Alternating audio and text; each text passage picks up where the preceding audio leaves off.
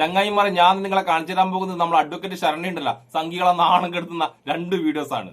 ആദ്യത്തെ വീഡിയോയിൽ നമ്മളെ ശരണ്യ ഉണ്ടല്ലോ സംഘികളെ നല്ലോണം വിമർശിക്കുന്നുണ്ട്. അത് കണ്ട സംഘി കുരുപൊട്ടികളുണ്ടല്ലോ ആ വീടിന്റെ താഴെ പോയിട്ടുണ്ടല്ലോ ശരണ്യനെ പൂരത്തെറി വിളി. പക്ഷെ ശരണ്യ ചെയ്ത രണ്ടാമത്തെ വീഡിയോയിൽ ഉണ്ടല്ലോ സംഖ്യക്ക് നല്ലോണം വയറ് നിറയെ കൊടുത്ത്. എന്താണ് നമുക്ക് ആദ്യം തന്നെ സംഖ്യക്ക് കുരുവട്ടാൻ കാരണമായ ശരണ്യ ആദ്യം ചെയ്ത വീഡിയോ ഉണ്ടല്ലോ സംഖ്യകളെ നല്ലോണം വിമർശിച്ചുകൊണ്ടുള്ള വീഡിയോ, ആ വീഡിയോ കാണാം. എന്തായാലും ഞാൻ ചെയ്യുന്ന ഈ വീഡിയോ നമ്മുടെ അണ്ടിമുക്ക് ശാഖ ചേട്ടന്മാർക്ക് തീരെ പിടിക്കണമെന്നില്ല. നിങ്ങളൊരു പ്യൂർ ചാണകം ടീമാണെങ്കിൽ ദയവ് ചെയ്ത് ഇത്തരം വീഡിയോസ് ഒക്കെ നിങ്ങളൊന്ന് കേൾക്കൂ, നിങ്ങൾ സത്യം മനസ്സിലാക്കൂ. BJP ഇന്ത്യയിൽ തല കുത്തി പാച്ചതാ ഇപ്പൊ ഫ്രണ്ടിൽ എത്തിക്കാൻ പോകുന്നു എന്നൊക്കെ പറയുന്ന കുരയ്ക്കുന്ന കുറെ പൊട്ടന്മാരി നാട്ടിലുണ്ട്, ചാണകംസ്. അവരോട് ഞാൻ പറയുന്നതെന്ന് വെച്ചാൽ നിങ്ങൾ ബോധത്തോടെ വിവേകത്തോടെ ഒന്ന് സംസാരിക്കൂ. ഇവന്മാരുടെ ഉഡ്ഡായിപ്പ് പ്രൊപ്പഗണ്ടാസ് വിശ്വസിച്ച് ഇരുന്നിട്ട് മൂഞ്ചി കുത്താതെ നാളെ നിങ്ങളുടെ മക്കൾക്കൊക്കെ ഈ ഗതി തന്നെയായിരിക്കും ഈ നാട്ടിലുണ്ടാവാൻ പോകുന്നതെന്നുള്ള സത്യാവസ്ഥ മനസ്സിലാക്കും. അതായത് ഇവന്മാരുടെയൊക്കെ, അതായത് ഈ BJP നേതാക്കന്മാരുടെയൊക്കെ മക്കള് അന്തസ്സായിട്ട് നല്ല പണം മുടക്കി വിദേശത്ത് പോയി പഠിച്ച് അവിടെ തന്നെ പെർമനന്റ് റെസിഡൻസി ഒക്കെ എടുത്തങ്ങ് ജീവിക്കുവാണ്. അതേസമയം ഈ നാട്ടിലെ പാവപ്പെട്ടവരുടെ മക്കള് പഠിക്കേണ്ട ഗവൺമെന്റ് സ്കൂൾസ് ഉൾപ്പെടെ ദിവസേന അടച്ചുപൂട്ടിക്കൊണ്ടിരിക്കുകയാണ്. ഈ കഴിഞ്ഞൊരു പതിറ്റാണ്ടായിട്ട് ഏകദേശം 96,000 ഗവൺമെന്റ് സ്കൂൾസ് ആണ് ഇന്ത്യയിൽ അടച്ചുപൂട്ടിയിരിക്കുന്നത്. ഇതില് ഞാനൊരു വീഡിയോ ഇൻഫ്ലുവൻസ്ഡ് ആയിട്ട് ചെയ്യുന്ന തന്നെയാണ് ഈ വീഡിയോ. അപ്പം ഈ ഒരു 96,000 സ്കൂളുകൾ അടച്ചുപൂട്ടിയിരിക്കുന്നില്ല. മധ്യപ്രദേശ്, ഉത്തർപ്രദേശ് പോലുള്ള സ്ഥലങ്ങളാണ് മെയിൻ ആയിട്ട് ഇതിലൊരു പ്രധാന പങ്ക് വഹിച്ചിരിക്കുന്നത്. അപ്പോൾ ഇത് റിലേറ്റ് ചെയ്തിട്ട് വേറൊരു കാര്യം നമുക്ക് ഇതിൽ ബന്ധിപ്പിക്കാൻ പറ്റുന്നതെന്ന് വെച്ചാൽ ഈ ബാലവേലയും ഈ സ്കൂൾ അടച്ചുപൂട്ടലുമാണ്. എനിക്ക് തോന്നുന്നു മധ്യപ്രദേശിൽ തന്നെയാണ് മദ്യശാലകള്, അതുപോലെ സിമെന്റ് നിർമ്മാണശാലകൾ. അപ്പൊ ഇത്തരം സ്ഥലങ്ങളിൽ കുട്ടികൾ ജോലി ചെയ്യുന്നു എന്ന് പറഞ്ഞിട്ടുള്ള ന്യൂസ് വന്നിരുന്നു. അപ്പോൾ ഇതിന്റെ സത്യാവസ്ഥ അറിയാൻ നമ്മൾ അങ്ങോട്ടൊക്കെ പോയി നോക്കിയാൽ മതി. ഒരുപാട് നമുക്ക് കാണാൻ പറ്റും ബാലവേല എന്നൊക്കെ പറയുന്ന പരിപാടികൾ. അപ്പോൾ ഇതിന്റെ ഒരു മെയിൻ കാര്യവും ഈ സ്കൂൾ അടച്ചുപൂട്ടലുമായിട്ട് നമുക്ക് ബന്ധിപ്പിക്കാവുന്നേ ഉള്ളൂ. കാരണം തുച്ഛമായ പണത്തിന്, അല്ലെങ്കിൽ പണം കൊടുത്തില്ലെങ്കിലും പാവയെ പോലെ തട്ടിക്കളിപ്പിക്കാൻ പറ്റുന്ന ഒന്നാണ് ഈ കുഞ്ഞുങ്ങളെ. ഈ പറയുന്ന പോലെ ഇത്തരം ഉടമകൾക്ക് അല്ലെങ്കിൽ ഇത്തരം പണച്ചാക്കുകൾക്ക് തട്ടിക്കളിക്കാനായിട്ട് വളരെ ലാഭകരമായി ഈ കുട്ടികളെ ഇട്ടുകൊടുക്കുക. സ്കൂൾസിലും കാര്യങ്ങളിലൊന്നും വിടാതെ ഈ കുട്ടികളെ ഇട്ടുകൊടുക്കുക. ഇതുകൊണ്ട് ഈ പറയുന്ന BJP എന്ന് പറയുന്ന ഈ പാർട്ടിയെ താങ്ങി നിർത്തുന്ന കോർപ്പറേറ്റ്സ് അവരുടെ പണങ്ങൾ അതിന് ലാഭമാണ്. അത് മാത്രമല്ല, വിദ്യാഭ്യാസം ഇല്ലാത്ത, വിവരമില്ലാത്ത, ബോധമില്ലാത്ത ഒരു തലമുറ ഉണ്ടെങ്കിൽ മാത്രമേ ഇവിടെ BJP പോലുള്ള പാർട്ടിക്ക് നിലനിന്ന് പോകാനായിട്ട് സാധിക്കുള്ളൂ. അപ്പൊ അതും ഒരു റീസൺ ആണ്.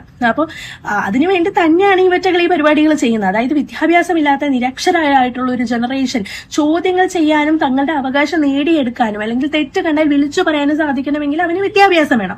അപ്പൊ ആ ഒരു വിദ്യാഭ്യാസം തന്നെ നിഷേധിക്കുന്നതിലൂടെ തങ്ങളുടെ വോട്ട് ബാങ്കിനെ അവിടെ കറക്റ്റായിട്ട് നിലനിർത്തുകയാണ് ഈ പറയുന്ന BJP ചെയ്യുന്നത്. അല്ലാതെ ഇവറ്റകൾക്ക് ഇവിടെ ഒരു നിലനിൽപ്പില്ല. അപ്പൊ നമ്മളോട് ചോദിക്കുന്നവരുണ്ട് എന്തുകൊണ്ട് BJP ഭരിക്കുന്നു. BJP ഭരിക്കുന്നതിന്റെ ഒരു റീസൺ ഇത് തന്നെയാണ്. ഈ പറയുന്ന പോലെ 10 വർഷത്തിൽ പൂട്ടിയത് 96,000 സ്കൂളുകളാണ്. 1.19 ലക്ഷം സ്കൂളുകളിൽ വൈദ്യുതി ഇല്ല. ഇതൊക്കെ ഇവിടെ നടക്കുന്ന കാര്യങ്ങളാണ്. 14,505 സ്കൂളുകളിൽ കുടിവെള്ളമില്ല. 98,592 സ്കൂളുകളിൽ ടോയ്ലറ്റുകളില്ല. ഇതൊന്നും കേരളത്തിലല്ല കേട്ടോ. 1.14 ലക്ഷം സ്കൂളുകളിൽ ഇന്നും ഒരു ടീച്ചർ മാത്രമാണ് ഉള്ളത്. 73% സ്കൂളിൽ കുട്ടികളും ഹൈസ്കൂളിന് മുമ്പ് പഠനം ഉപേക്ഷിക്കുന്ന ഒരവസ്ഥയാണ് നമ്മുടെ ഇന്ത്യയിൽ ഉള്ളത്. ഇതെല്ലാം നടക്കുന്നത് BJP ഭരിക്കുന്ന സംസ്ഥാനങ്ങളിലാണെന്നുള്ളതാണ് ഇതിന്റെയൊക്കെ ഏറ്റവും വലിയൊരു ഹൈലൈറ്റ്. അതായത് നിങ്ങൾ പറയുന്ന നിങ്ങളുടെ സ്വന്തം മോദിജി ഇപ്പോ ഇന്ത്യ 80ാമത് ഇൻഡിപെൻഡൻസ് ഡേ ആഘോഷിക്കുമ്പോഴും നമ്മുടെ ഇന്ത്യയിൽ നടക്കുന്ന കാര്യം തന്നെയാണ് ഞാനീ പറയുന്നത്. ഒരു ആതിര എന്ന് പറഞ്ഞൊരു പെൺകൊച്ചുണ്ടല്ലോ, അവള് ചോദിക്കുന്നുണ്ടായിരുന്നു നിങ്ങൾ ഈ പറയും പോലെ എന്താ ഇത്രയ്ക്ക് നോർത്തിൽ നടക്കുന്നതിന്.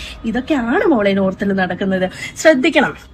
ഇത്തരം കാര്യങ്ങളിൽ കണ്ണടയ്ക്കുമ്പോൾ നാളെ ഇവിടെ രണ്ടെണ്ണം വിരിയിച്ച് വിട്ടിട്ടുണ്ടല്ലോ, ഇത്തരം വിഷങ്ങള് ഈ നാടിനെയും കാർന്ന് തിന്നും എന്നുള്ള ഒരു ബോധം നമുക്ക് ഉണ്ടാവണം.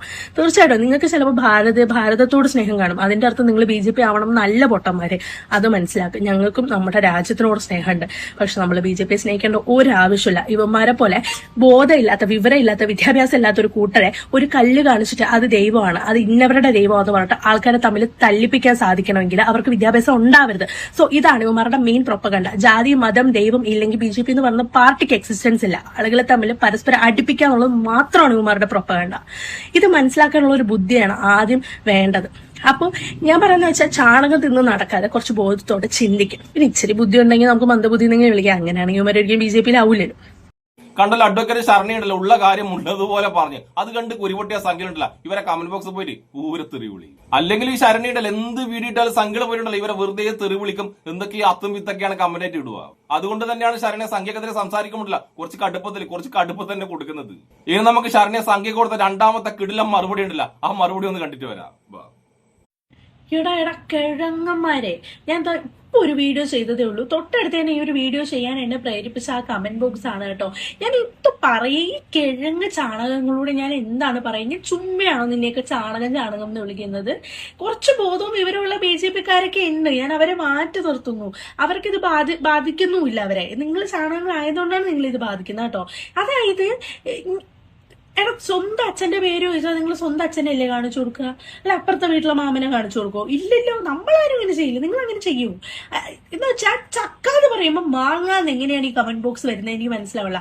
ഞാൻ ഈ ഇന്ത്യയിൽ നടക്കുന്ന കാര്യം ചൂണ്ടിക്കാണിച്ചിട്ട്, ഇന്ത്യ ഭരിക്കുന്ന BJP തന്നെ അല്ലേ, അല്ല കമ്മ്യൂണിസ്റ്റ് പാർട്ടി അല്ലല്ലോ. ഇന്ത്യയിൽ നടക്കുന്ന കാര്യം, മൊത്തത്തിൽ നടക്കുന്ന കാര്യം, ഏകദേശം 96,000-ഓളം സ്കൂളുകൾ അടച്ചു പൂട്ടിയെന്നും ഈ നാട്ടിലെ വിദ്യാഭ്യാസം, അതായത് ഈ ഉന്നതന്മാരുടെയൊക്കെ മക്കൾ പഠിച്ച് കൊമ്പത്ത് ഈ പറയുന്ന എല്ലാ BJP നേതാക്കളുടെ മക്കളും പഠിച്ച് വിദേശത്ത് പോകുന്നു, വിദേശത്ത് നിന്ന് പഠിക്കുന്നു.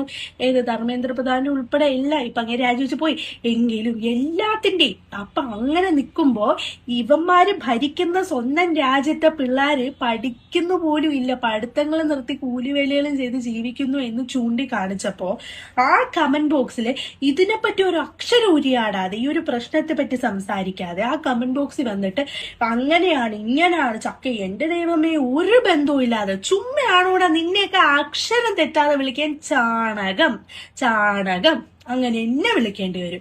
ചുമ്മയാണോടാ നിന്നേക്ക് ഇത് പറയുന്നത്? എടാ ചക്കയെന്ന് പറയണത് നീക്ക് എങ്ങനെയാണോ മാങ്ങിയെന്ന് ഉത്തരം പറയണത് എനിക്ക് മനസ്സിലാവുന്നില്ല. ഈ പക്ഷെ സംസാരിക്കുന്ന കാര്യത്തെ പറ്റി നീക്ക് ഇവിടെ സംസാരിക്കേ.